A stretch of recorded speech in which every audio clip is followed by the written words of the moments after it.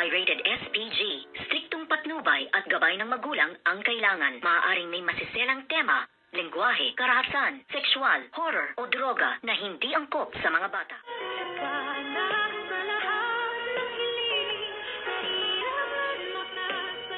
Good morning and welcome sa aking munting channel. Gulong-gulo itong si Chang Susan nang makita niya nga ang isang kanyang kaibigan na meron na rin siyang breast cancer na stage 4 na kung maaari nga daw ay ayaw niya nang magpa-confine or magpagamot pa dahil mas matinding gastos at mas maaabala niya ang kanyang pamilya. Kaya dito naman ay hindi mahakibo at makapag-isip ng maayos itong ang si Chang Susan dahil parehas nga sila ng sakit ngayon. At ngayon naman ay meron siyang isa sa mga nabalitaan or nalaman na may isa nga sa mga albularyo na natanggal daw ang bukol sa kanyang boobs, at ito ngayon ang pinuntahan ni Chang Susan na sinundan naman nitong si Doktora Annalyn Santos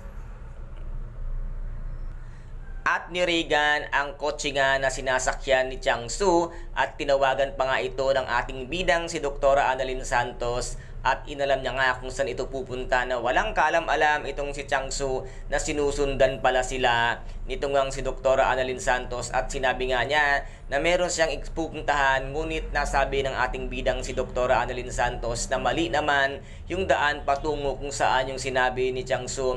At nakarating na nga si Chang Susan sa kanyang pupuntahan at nakausap niya nga ang isang matandang lalaking albularyo na siyang daw ang makakapagpagaling sa kanya, na hindi niya na kinakailangang magpa-biopsy or magpa-opera dahil nga mas malaking gastos at mas delikado ang kanyang magiging sitwasyon. Kaya guys, ito rin po ang ating pakaabangan dito nga sa Abot Kamay na Pangarap, na kung saan ay napaka-intense at kapanapanabik ang bawat eksena. At kung nagustuhan po ninyo ang aking videos for today, paki-subscribe na lamang po ng aking channel, paki-like and share para maging update kayo sa lahat ng gagawin kong videos.